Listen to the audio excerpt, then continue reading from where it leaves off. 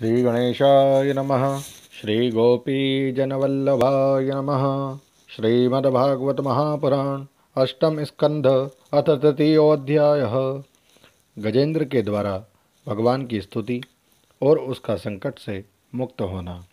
श्री सुखदेव जी कहते हैं, परीक्षित, अपनी बुद्धि से ऐसा निश्चय करके गजेंद्र ने अपने मन को हृदय में एकाग्र किया और फिर पूर्व जन्म में सीखे हुए श्रेष्ठ स्तोत्र के जप द्वारा भगवान की स्तुति करने लगा। गजेंद्र ने कहा, ओम नमो भगवते तस्मै यते तच्चिदात्मकं पुरुषायादिबीजाय परेशाया विधीमहि। जो जगत के मूल कारण हैं और सबके हृदय में पुरुष के रूप में विराजमान हैं एवं समस्त जगत के एकमात्र स्वामी हैं, जिनके कारण इस संसार में चेतनता का विस्तार होता है, उन भगवान को मैं नमस्कार करता हूँ, प्रेम से उनका ध्यान करता हूँ। ये संसार उन्हीं में स्थित है, उन्हीं की सत्ता से प्रतीत हो रहा है, वे ही इसमें व्याप्त हो रहे हैं और स्वयं वे ही इसके रूप में प्रकट हो रहे हैं। ये सब होने पर भी वे इस संसार और इसके कारण प्रकृति से सर्वथा परे हैं। उन स्वयं प्रकाश स्वयं सिद्ध सत्तात्मक भगवान की मैं शरण ग्रहण करता हूँ। यह विश्व प्रपंच उन्हीं की माया से उनमें अध्यस्त है। यह कभी प्रतीत होता है तो कभी नहीं, परंतु उनकी दृष्टि ज्यों की त्यों एक सी रहती है। वे इसके साक्षी हैं और उन दोनों को ही देखते रहते हैं। वे सबके मूल हैं और अपने मूल भी वही हैं, कोई दूसरा उनका कारण नहीं है। वे ही समस्त कार्य और कारणों से अतीत प्रभु मेरी रक्षा करें। प्रलय के साथ लोकपाल और इन सब के कारण संपूर्ण रूप से नष्ट हो जाते हैं। उस समय केवल अत्यंत घना और गहरा अंधकार ही अंधकार रहता है, परंतु अनंत परमात्मा उससे सर्वदा परे विराजमान रहते हैं। वे ही प्रभु मेरी रक्षा करें। उनकी लीलाओं का रहस्य जानना बहुत ही कठिन है। वे नट की भांति अनेकों वेश धारण करते हैं। उनके वास्तविक स्वरूप को ना तो देवता जानते हैं और ना ऋषि ही। फिर दूसरा ऐसा कौन प्राणी है जो वहाँ तक जा सके और उसका वर्णन कर सके। वे प्रभु मेरी रक्षा करें। जिनके परम मंगलमय स्वरूप का दर्शन करने के लिए महात्मागण संसार की समस्त आसक्तियों का परित्याग कर देते हैं और वे वन में जाकर अखंड भाव से ब्रह्मचर्य आदि अलौकिक व्रतों का पालन करते हैं तथा अपने आत्मा को सबके हृदय में विराजमान देखकर स्वाभाविक ही सबकी भलाई करते हैं, वे ही मुनियों के सर्वस्व भगवान मेरे सहायक हैं। वे ही मेरी गति है, ना उनके जन्म कर्म है और ना नाम रूप। फिर उनके संबंध में गुण और दोष की तो कल्पना ही कैसे की जा सकती है। फिर भी विश्व की सृष्टि और संहार करने के लिए समय समय पर वे उन्हें अपनी माया से स्वीकार करते हैं। उन्हीं अनंत शक्तिमान सर्वेश्वर्यमय परब्रह्म परमात्मा को मैं नमस्कार करता हूँ। वे अरूप होने पर भी बहुरूप हैं। उनके कर्म अत्यंत आश्चर्यमय हैं। मैं उनके चरणों में नमस्कार करता हूँ। स्वयं प्रकाश सबके साक्षी परमात्मा को मैं नमस्कार करता हूँ। जो मन वाणी और चित्त से अत्यंत दूर हैं, उन परमात्मा को मैं नमस्कार करता हूँ। विवेकी पुरुष कर्म संन्यास अथवा कर्म समर्पण के द्वारा अपना अंतःकरण शुद्ध करके जिन्हें आप प्राप्त करते हैं तथा जो स्वयं तो नित्य मुक्त परमानंद एवं ज्ञान स्वरूप है ही, दूसरों को केवल्य मुक्ति देने की सामर्थ्य भी केवल उन्हीं में है, उन प्रभु को मैं नमस्कार करता हूँ। जो सत्व रज तम इन तीन गुणों का धर्म स्वीकार करके क्रमशः शांत घोर और मूढ़ अवस्था भी धारण करते हैं, उन भेद रहित संभाव से स्थित एवं ज्ञान घन प्रभु को मैं बार बार नमस्कार करता हूँ। आप सबके स्वामी समस्त क्षेत्रों के एकमात्र ज्ञाता एवं सर्वसाक्षी हैं, आपको मैं नमस्कार करता हूँ। आप स्वयं ही अपने कारण हैं, पुरुष और मूल प्रकृति के रूप में भी आप ही हैं, आपको मेरा बार बार नमस्कार है। आप समस्त इंद्रिय और उनके विषयों के दृष्टा हैं, समस्त प्रतीतियों के आधार हैं। अहंकार आदि छाया रूप असत वस्तुओं के द्वारा आपका ही अस्तित्व प्रकट होता है। समस्त वस्तुओं की सत्ता के रूप में भी केवल आप ही भास रहे हैं। मैं आपको नमस्कार करता हूँ। आप सबके मूल कारण हैं, आपका कोई कारण नहीं है तथा कारण होने पर भी आप में विकार या परिणाम नहीं होता। इसीलिए आप अनोखे कारण हैं, आपको मेरा बार बार नमस्कार है। जैसे समस्त नदी झरने आदि का परम आश्रय समुद्र है, वैसे ही आप समस्त वेद और शास्त्रों के परम तात्पर्य हैं। आप मोक्ष स्वरूप हैं और समस्त संत आपकी ही शरण ग्रहण करते हैं, अतः आपको मैं नमस्कार करता हूँ।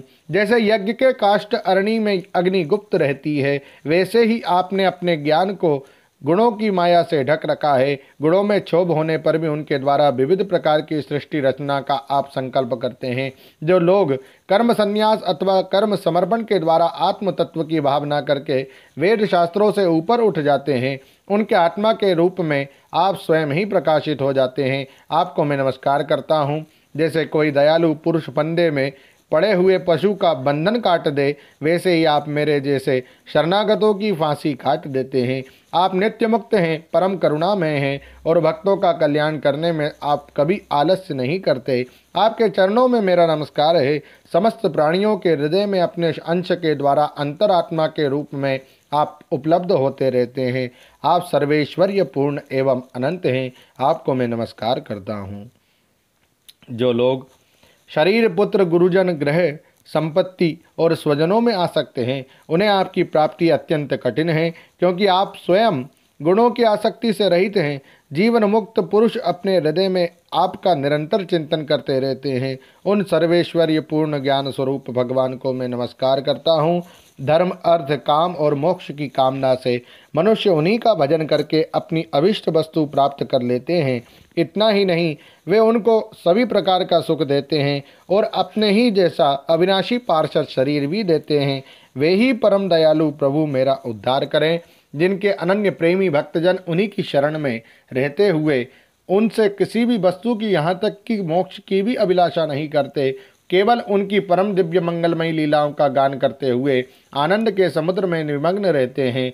जो अविनाशी, सर्वशक्तिमान, अव्यक्त, इंद्रियातीत और अत्यंत सूक्ष्म है, जो अत्यंत निकट रहने पर भी बहुत दूर जान पड़ते हैं, जो आध्यात्मिक योग अर्थात ज्ञान योग या भक्ति योग के द्वारा प्राप्त होते हैं, उन्हीं आदि पुरुष अनंत एवं परिपूर्ण परब्रह्म परमात्मा की मैं स्तुति करता हूँ। जिनकी अत्यंत छोटी कला से अनेकों नाम रूप के भेदभाव से युक्त ब्रह्मा आदि देवता, वेद और चराचर लोकों की सृष्टि हुई है। जैसे धधकती हुई आग से लपटे और प्रकाशमान सूर्य से उनकी किरणें बार बार निकलती और लीन होती रहती है, वैसे ही जिन स्वयं प्रकाश परमात्मा से बुद्धि, मन, इंद्रिय और शरीर जो गुणों के प्रवाह रूप है बार बार प्रकट होते तथा लीन हो जाते हैं, वे भगवान ना देवता हैं और ना असुर। वे मनुष्य और पशु पक्षी भी नहीं हैं, ना वे स्त्री है, ना पुरुष है और ना नपुंसक। वे कोई साधारण या असाधारण प्राणी भी नहीं है, ना वे गुण हैं और ना कर्म, ना कार्य हैं, ना तो कारण ही। सबका निषेध हो जाने पर जो कुछ बचा रहता है वही उनका स्वरूप है तथा वे ही सब कुछ हैं। वे ही परमात्मा मेरे उद्धार के लिए प्रकट हो। मैं जीना नहीं चाहता। यह हाथी की योनि बाहर और भीतर सब ओर से अज्ञान रूप आवरण के द्वारा ढकी हुई है। इसको रखकर करना ही क्या है। मैं तो आत्म प्रकाश को ढकने वाले उस अज्ञान रूप आवरण से छूटना चाहता हूँ, जो काल क्रम से अपने आप नहीं छूट सकता, जो केवल भगवत कृपा अथवा तत्व ज्ञान के द्वारा ही नष्ट होता है। इसलिए मैं उन पर ब्रह्म परमात्मा की शरण में हूँ, जो विश्व रहित होने पर भी विश्व के रचयिता और विश्व स्वरूप है, साथ ही जो विश्व की अंतरात्मा के रूप में विश्व रूप सामग्री से क्रीड़ा भी करते रहते हैं। उन अजन्मा परम पर स्वरूप ब्रह्म को मैं नमस्कार करता हूँ।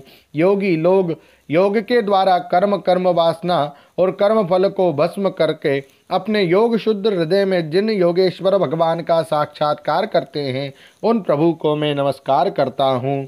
प्रभु, आपकी तीन शक्तियों सत्व, रज और तम के रागादि वेग असह्य है। समस्त इंद्रियों और मन के विषयों के रूप में भी आप ही प्रतीत हो रहे हैं। इसलिए जिनकी इंद्रियां वश में नहीं है, वे तो आपकी प्राप्ति का मार्ग भी नहीं पा सकते। आपकी शक्ति अनंत है। आप शरणागत वत्सल हैं। आपको मैं बार बार नमस्कार करता हूँ। आपकी माया अहम बुद्धि से आत्मा का स्वरूप ढक गया है, इसी से यह जीव अपने स्वरूप को नहीं जान पाता। आपकी महिमा अपार है। उन सर्वशक्तिमान एवं माधुर्य निधि भगवान की मैं शरण में हूँ। श्री सुखदेव जी कहते हैं, परीक्षित, गजेंद्र ने बिना किसी भेदभाव के निर्विशेष रूप से भगवान की स्तुति की थी। इसलिए भिन्न भिन्न नाम और रूप को अपना स्वरूप मानने वाले ब्रह्मा आदि देवता उसकी रक्षा करने के लिए नहीं आए। उस समय सर्वात्मा होने के कारण सर्वदेव स्वरूप स्वयं भगवान श्री हरि प्रकट हो गए। विश्व के एकमात्र आधार भगवान ने देखा कि गजेंद्र अत्यंत पीड़ित हो रहा है, अतः उसकी स्तुति सुनकर वेद में गरुड़ पर सवार हो चक्रधारी भगवान बड़ी शीघ्रता से वहाँ के लिए चल पड़े जहाँ गजेंद्र अत्यंत संकट में पड़ा हुआ था। उनके साथ स्तुति करते हुए देवता भी आए। सरोवर के भीतर बलवान ग्राह ने गजेंद्र को पकड़ रखा था और वह अत्यंत व्याकुल हो रहा था। जब उसने देखा कि आकाश में गरुड़ पर सवार होकर हाथ में चक्र लिए भगवान श्रीहरि आ रहे हैं, तब अपनी सूंड में कमल का एक सुंदर पुष्प लेकर उसने ऊपर उठाया और बड़े कष्ट से बोला, नारायण अखिल गुरु भगवन नमस्ते। हे नारायण जगत गुरु भगवान, आपको नमस्कार है। जब भगवान ने देखा कि गजेंद्र अत्यंत पीड़ित हो रहा है, तब वे एक बारगी गरुड़ को छोड़कर कूद पड़े और कृपा करके गजेंद्र के साथ ही ग्राह को भी बड़ी शीघ्रता से सरोवर से बाहर निकाल लाए। फिर सब देवताओं के सामने ही भगवान श्री हरि ने चक्र से ग्राह का मुंह फाड़ डाला और गजेंद्र को छुड़ा लिया। ओम नमो भगवते वासुदेवाय। श्रीमद्भागवते महापुराणे पारमहंस्यां संहितायां अष्टम स्कंधे गजेंद्र मोक्षणे तृतीयोऽध्यायः। श्री राधा कृष्णार्पणमस्तु। हरे नमः, हरे नमः, हरे नमः। जय श्री कृष्ण।